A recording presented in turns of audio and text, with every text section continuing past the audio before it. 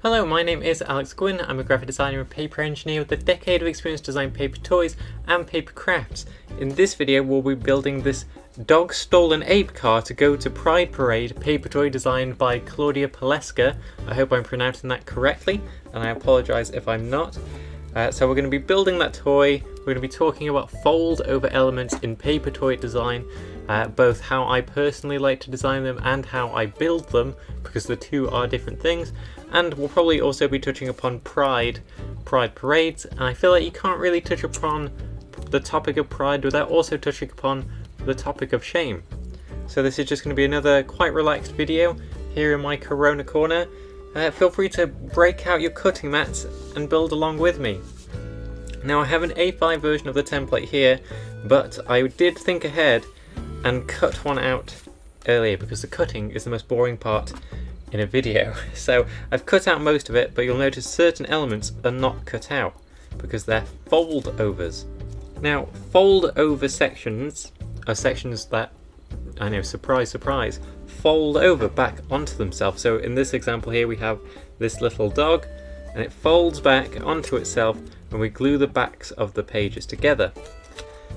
Now let's talk about how I personally build fold over elements, because part of the problem with fold over elements, and we'll use this as an example, this little character here, is lining them up. Now some fold over elements like these will have a clear fold line, so if you fold along that line it should line up perfectly. But say you're just like a tiny bit off, like a half a millimeter off on your fold, when you fold them over, the back sections aren't going to line up perfectly. In fact, let me switch to the close-up camera. So here the elements do line up quite nicely, but if I was just a tiny bit off, you can see there it gets further and further out of sync with the face it's sticking to.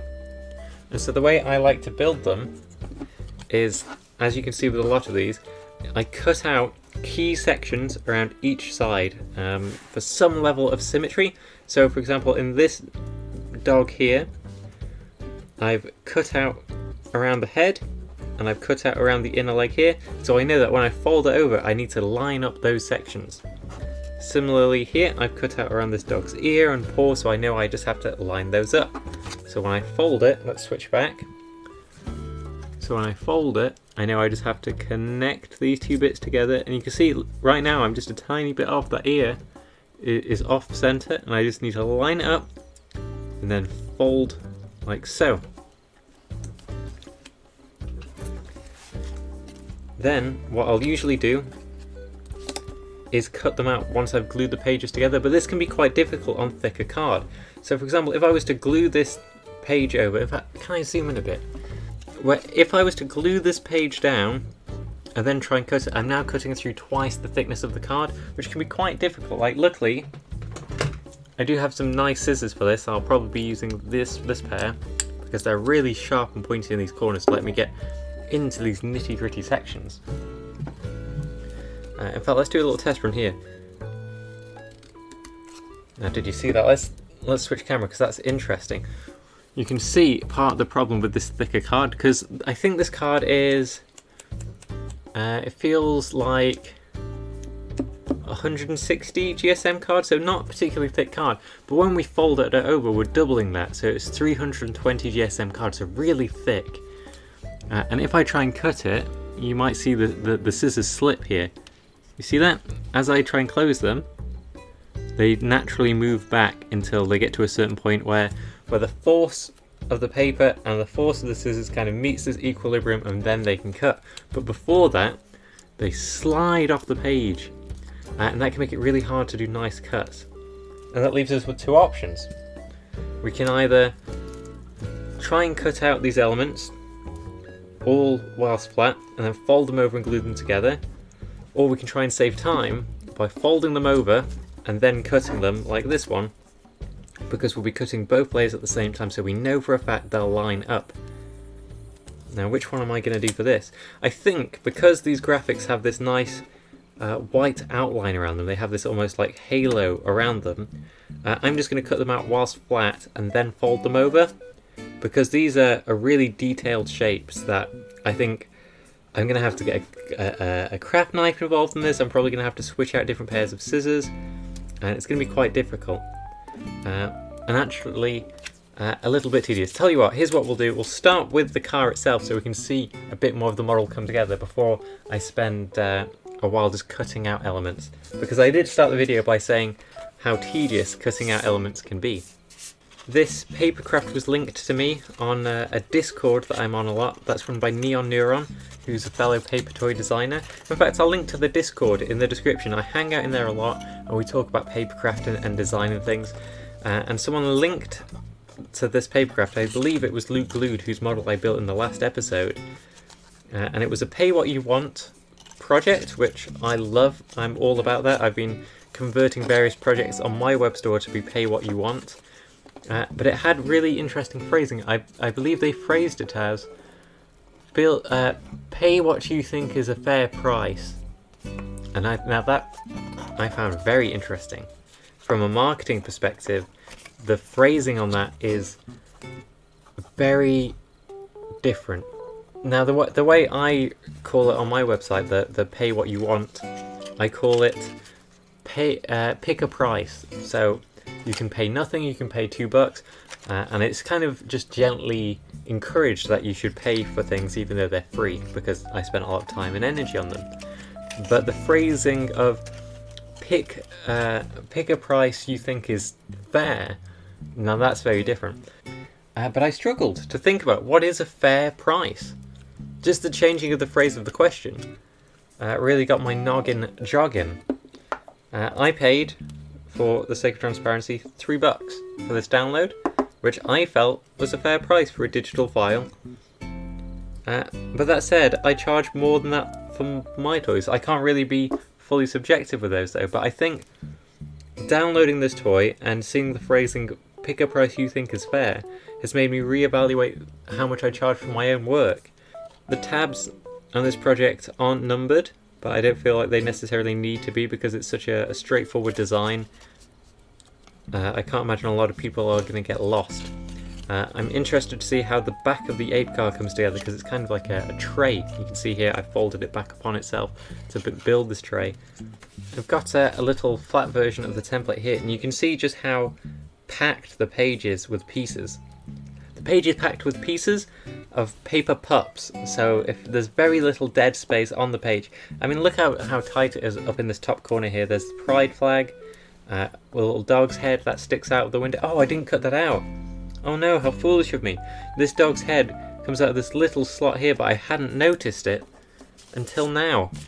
And now I've already built the piece. Ooh, how am I going to deal with that? I'll have to just use a craft knife and be very, very careful as I'm creating a slit. We'll glue these pieces together first.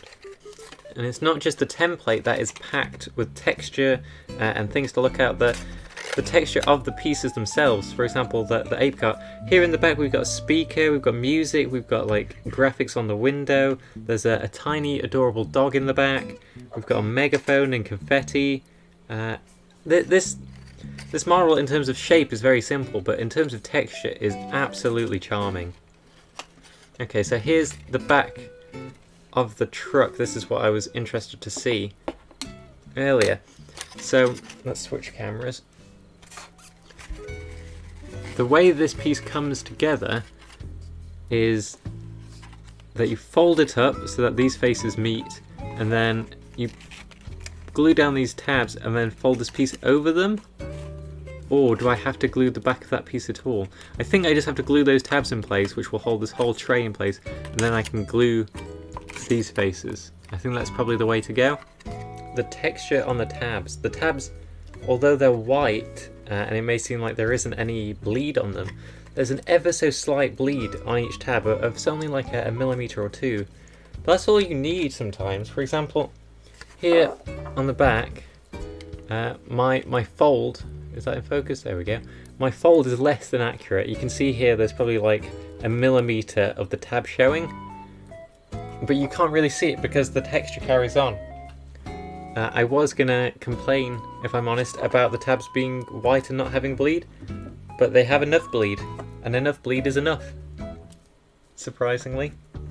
Okay, now we're going to glue the front wheel on. The front wheel folds over onto itself, and then it has these two little tabs that pop out each side, and they cut out of the wheel themselves, which looks unsightly. However, when we actually go to glue it in place, like so, you can see that that hides the section that's been cut out, so you can't see the section where the tabs came from, which is really nice.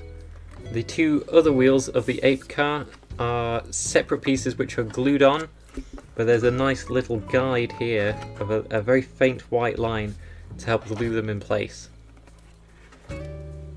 Personally, I think I'd have preferred it if the wheels were part of the design, so like this face continued into the wheel, but that's just a personal preference. I don't think it's really that big of a deal. It doesn't really impact on the design all that much. And there we go, we've got the ape car section built. If you ever see me wiping around, it's because I hate having any dust on this work surface, which is just an IKEA desk on the floor. But the problem is it's right in a dusty corner, so it's just constantly got little bits of debris falling upon it. So here is the ape car. It's very, very cute. Like, I haven't even finished the model, and I'm already a fan. It's already won me over. It was easy to build. I like the way it came together. Looking at it a bit closely here, you can see where I've struggled to align the inner face with the outer face, but I don't think it really matters. It doesn't detract away all that much. I like this cute little dog in the back. They look happy, and they make me feel happy. So now we have to fold over all the dogs, sorry. We've got 1, 2, 3, 4, 5 dogs and a duck to fold over. And before we can fold them over, I need to cut them all out and fold the pieces together. Now some of them, let's switch cameras back. Some of them, like this fella, have a big fold line which I can use to fold together. However, designs like this dog and this duck only have a teeny tiny piece connecting them, so I'll probably just cut them into two separate parts and then stick them back together after the fact. Oh, in fact, before I even do that, I noticed I need to cut along this white line here, and I had forgotten to do it, so that this dog can stick its head out the window. So I think I'll just use a craft knife and try and be very careful. Kind of go with like a soaring motion. There we go. No big deal. Right, so let's start folding over and cutting out all of these dogs. If you see me reaching for tools off to the side of the camera, it's because I have a little mat laid out. Because editing my other videos, I noticed when I put tools back on the table, it made a very loud sound. And then I had to edit them all out because they ruined any equalization in the audio, because there are these really loud spikes of doosh when I put a tool down, and so I couldn't make anything louder because of those until I removed them, and it took forever. So I'm slowly improving my COVID corner setup. I've put a light behind the camera. That's over here, the close-up camera, so that things don't seem as gloomy. And I've put a little mat down to put tools onto to cushion the sound of me picking them up and putting them down.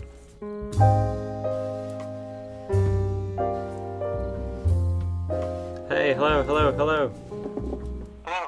Hey, sorry, I've walled myself in to a weird little filming corner, so I couldn't move. You alright? Yes, I'm not too bad yourself. Yeah, I'm not too bad, thanks. Currently building a paper toy of a bunch of dogs who steal a car to go to a pride parade, and filming the process. Of course, that's what dogs would do. Well, yeah, dogs love gay pride. I don't know, I don't like gay pride particularly. Why not? In its current incarnation of... Well, what I don't like specifically is all these shops that put a load of rainbow-coloured tat out, and then, like, we're celebrating pride. Like, no, you're just selling a bunch of shit. This isn't celebrating pride. Oh, yeah. Or, you know, these little cafes that put out multicoloured cocktails or something and try and charge 10 quid, like, fuck off. Yeah, I do think that corporations have co-opted Pride, but I don't think that's necessarily a reflection on Pride itself. I think that's just more what capitalist cultures do to minorities and minority culture when it's profitable to do. Yeah. You used to annoy me though when it was like a big piss up, basically. I was like, this is not the message that the gay community should be sending people. Well, the gay community doesn't have to send any goddamn message. Well, like it's just one of them things where it's like, this is a negative stereotype about the gay community, and then you're out getting pissed and, being loud and all this sort of stuff that people object to. Well, the problem is that what you're appealing to is respectability politics, and a phrase I use a lot is respectability politics or pee pee poo poo. Because even if it was just a bunch of LGBT people wearing nice suits and going on a march and saying, look, we just really want people to respect our rights, there would still be something that would be deemed not respectable enough. And like events that are predominantly heterosexual don't get put under that microscope of, oh, well, what is the message you're sending with Mardi Gras? What is the message you're sending with this? But because being gay is politicized, everything connected to Pride gets put under this microscope of, what message are you sending? Also, it's worth remembering that Pride was literally a riot originally, so asking for it to be... Bring back the rioting, bring back the actual... I mean, we are seeing it. In America, there was a big Black Trans Lives Matter event happening. There's been protests up and down the country for trans rights because they're under attack again. In London, just yesterday, there were like a few thousand people protesting. Yeah. Well, it's just a bit more focused. You gotta be careful. You don't want to become the next feminists, where everybody agrees with their ideal and nobody wants to be associated with them because of a bunch of fucking nerds.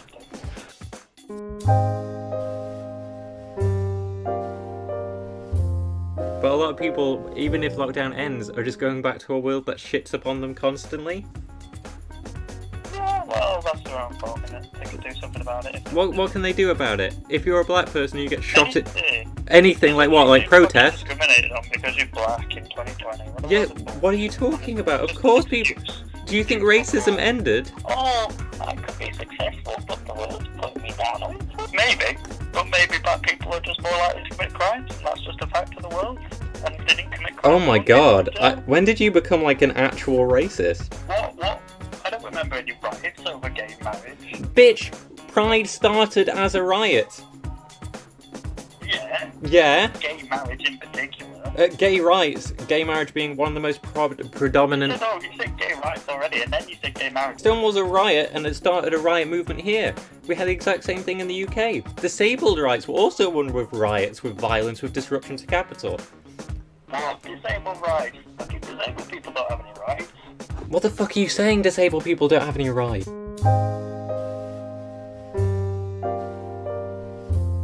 What did you... Look, we're getting off track. What was the reason you called me? What was the reason you called me? The knowledge. If the knowledge says that there's more... The knowledge? But we know it is because they were white, because that's the deciding factor. Anyway, what was the reason you called me? I was calling to catch up, but, you bloody Corbyn lover. Oh, here we go. Okay. Jesus Christ. When... Oh, God, you threw out fucking... Telling them about Corbyn. Oh my god. Did you literally just unironically... Okay. Did you literally just do the whole snowflake routine? Do you want to get some more in there? Do you want to get some more fucking cliches in there?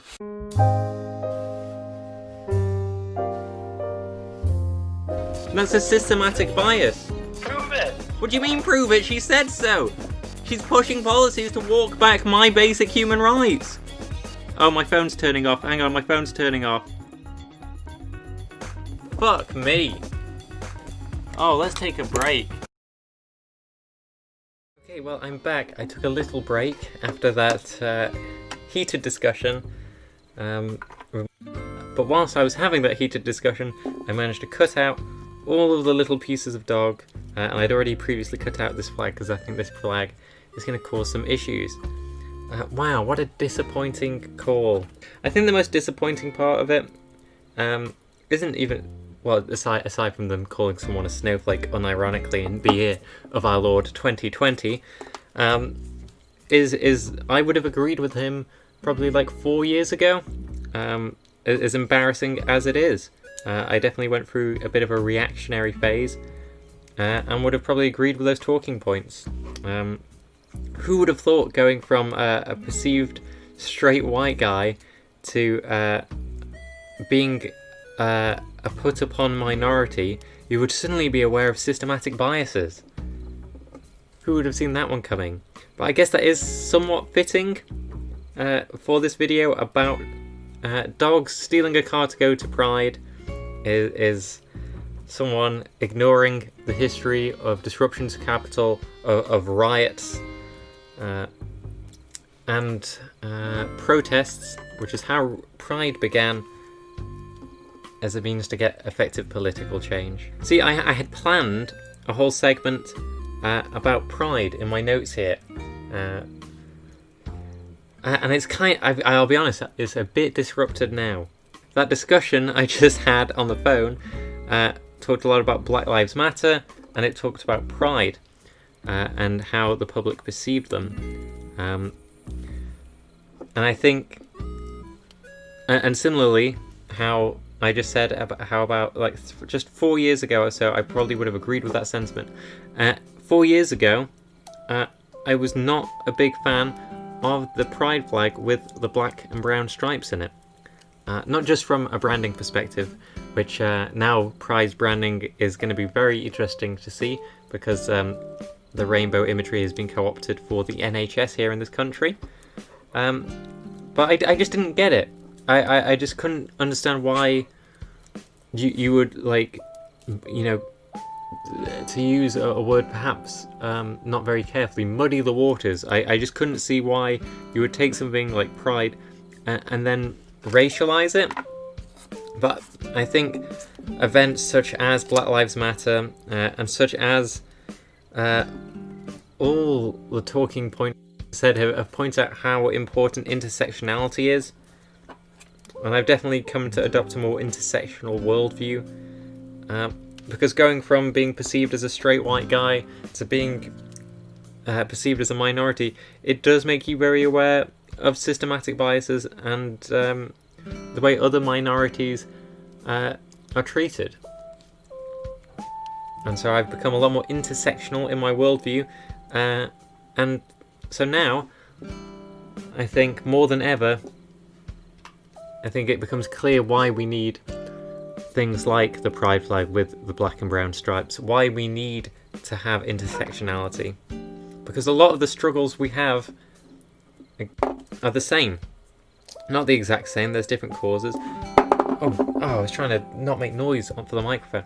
But a lot of the institutional struggles we face, a lot of the systematic struggles any minority group faces are very, very similar, as well as how those groups are represented in media, in the news. Did I successfully manage to get this topic back on, this video back on track, or is it just perpetually disrupted now? I guess I'll leave the lofty conversations about the history of Pride, the history of rioting, the history of intersectionality to one side for the rest of the video, and instead just talk about folding paper, which is what most of you are probably subscribed for. That and my hot takes about how capitalism is flawed. So now what I'm doing, I've got glue on that dog, is just folding over the various pooches and getting them ready. I printed off a little image here to see how, oh god, I'm in the wrong camera view, how the various dogs sit in the cart, because there isn't a photo or anything on the template itself. I was also going to think I hung up on them as some rude gesture, but if anything, I'm glad I was filming, because I ran out of battery and my phone died. Okay, so looking at this, the paws of this dog bend forwards to kind of have it over the sides here. So let's do that.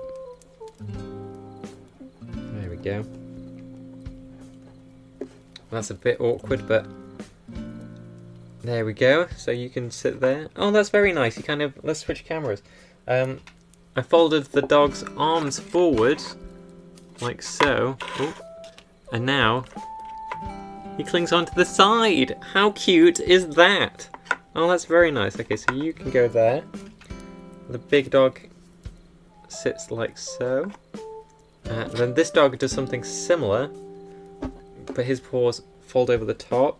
There aren't really any lines or indications of this other than the images, which is a bit awkward, I will say. And because the page is folded over, it's quite difficult to do, but I'll just score it with a craft knife as best I can. Look, this review's gone off the rails at this point. Oh no! Oh god, I just chopped the dog's little hand off. Oh no! I've de-pawed a pooch. Well, that's a bit messy, I'll be honest.